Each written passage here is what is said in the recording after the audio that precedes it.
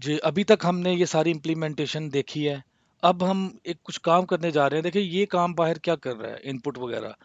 क्यों ना हम क्लास का फर्दर यूज़ करते हुए हम इनपुट और जो हमने इनपुट किया है वो डिस्प्ले इस क्लास का पार्ट बनाएं कि ये स्टूडेंट का डाटा या स्टूडेंट का सेटर आ गए।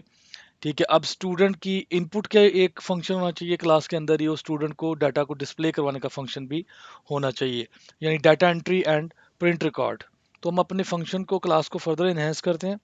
I create one function with name public sorry public तो है ये ऑलरेडी, void डाटा एंट्री। ठीक है, और अब मैं इस डाटा एंट्री में क्या करने जा रहा हूँ, कुछ टाइप नहीं करूंगा मैं यहाँ से। इसको ऊपर ये जो हमने लिखा हुआ ना ये वाला काम, इसको हम यहाँ से निकालते हैं। इसका यहाँ पे कोई काम नहीं। यहाँ से मैंने इसको निकाला और डाटा एंट्री में ले गया। अब हमें वो उन वेरिएबल्स की भी ज़रूरत नहीं है। अब हम क्या करेंगे डायरेक्टली, अब हम ये डायरेक्टली करेंगे इस रिकॉर्ड को roll number see in this, क्योंकि ये अब क्लास के अंदर लिखा जा रहा है। So this dot roll number, setter की ज़रूरत नहीं है, डायरेक्टली एंट्री हो रही है इसके अंदर। Enter name, no need, this arrow function, arrow की arrow pointer, this pointer, and we say student name, and then we say this marks। और हमें अब सेटर की जरूरत नहीं है, ये डायरेक्टली उसमें इनपुट ले रहा है। यहाँ तक क्लियर। अब ये भी हमारे पास ये भी क्लियर। तो अब ये क्या हो गया, डाटा एंट्री इसी का पार्ट बन चुका है। इसी तरह हमने अब जो प्रिंट का फंक्शन है उसको भी, यानी कि प्रिंट करने की जो फंक्शनैलिटी है उसको भी हम इसी क्लास का पार्ट बनाते हैं। आई से वाइड प्रिंट रिकॉर्ड, और ये वाला जो नीचे फंक्शनैलिटी है अब हम इसको यहाँ से रिमूव करते हैं, हमें इसकी ज़रूरत नहीं है यहाँ पे।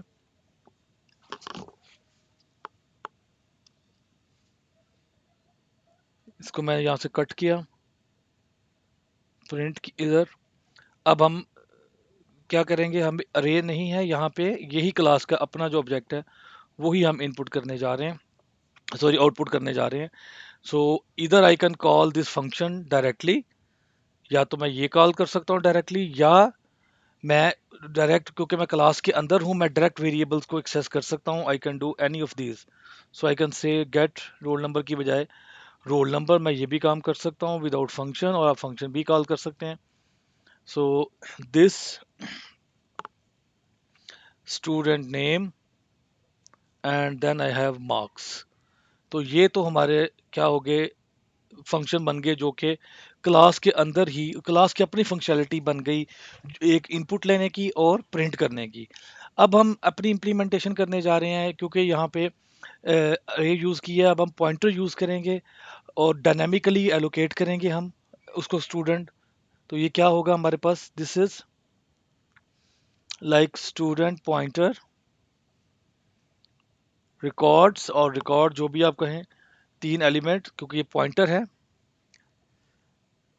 तो अब यहाँ पे हम क्या करने जाएंगे, हर पॉइंटर को जब भी आप यानी ये अरे ऑफ पॉइंटर है, हर रिकॉर्ड के हर रिकॉर्ड पे क्या होगा, आपका एक न्यू स्टूडेंट क्रिएट होगा और वो वैल्यू उसको दे देगा रिकॉर्ड्स के अरे को। सो आई say records sub I is equal to new student.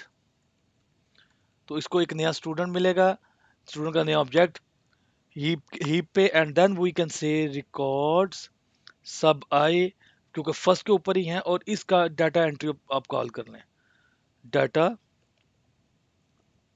Entry. ले जी, ये इसका हमने फंक्शन कॉल कर लिया। सो डाटा एंट्री फंक्शन यस। और उसके बाद हम आएंगे नीचे, इस पे भी हम यही काम करेंगे। अब हम सॉरी इस पे तो ऑलरेडी मौजूद है ना हमारे पास, हम एक डाटा एंट्री कर चुके हैं, एक ऑब्जेक्ट क्रिएट कर चुके हैं। अब हमने उसको सिर्फ एक्सेस करना है। सो इसे रिकॉर्ड्स सब जे एरो प्रिंट रिकॉर्ड। अब देखिए आपकी चीज़ें कैसे क्लीन होती जा रही हैं। अब यहाँ पे वो गंद नहीं है, जो सारा कोड आपको एक जगह नज़र आ रहा था, अब ये चीज़ यहाँ पे आ गई है। तो देखते हैं कुछ इसमें मिस्टेक, कुछ एरर तो नहीं। अब इसके अंदर एक चीज़ है जो मुझे आप लोगों ने बतानी है, लेकिन वो मैं यहाँ पे, यस, वो मैं इसको रन कर लूँ, फिर मैं आप लोगों को एक क्विज छोड़ता हूँ यहाँ पे कि मैंने यहाँ पे एक मिस्टेक की है। Other than this, what is this? This is marks and L, arcs लिखा हुआ, मार्क्स है ये।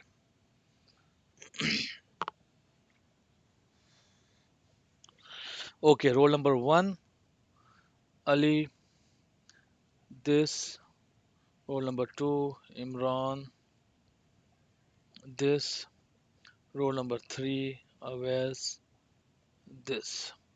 Okay, that's it.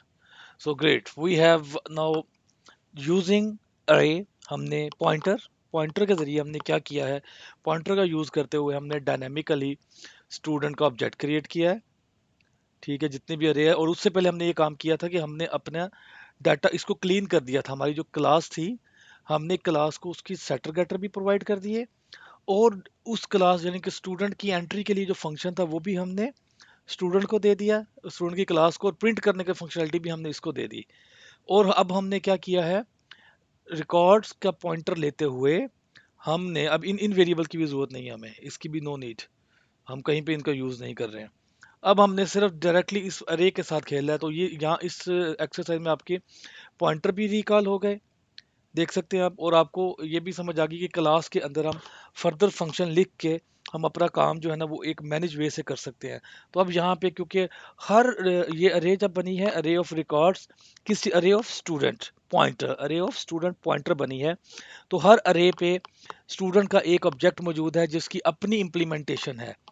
इसीलिए क्या मिलता है रिकॉर्ड्स के अगर मैं यहाँ पे इसकी डायग्राम बनाऊं, तो ये आपके सब ये काम होगा कि ये जब आपने एक पॉइंटर बनाया है, ठीक है, 3 इसमें थे पॉइंटर ऑफ, तो उसने यहाँ जब मेमोरी में एक ऑब्जेक्ट क्रिएट किया है, 3 इसके एट्रीब्यूट थे, 3 इसमें थे, 3 इसमें थे, तो ये इसको पॉइंट कर रहा है, ये इसको पॉइंट कर रहा है, ये इसको पॉइंट कर रहा है।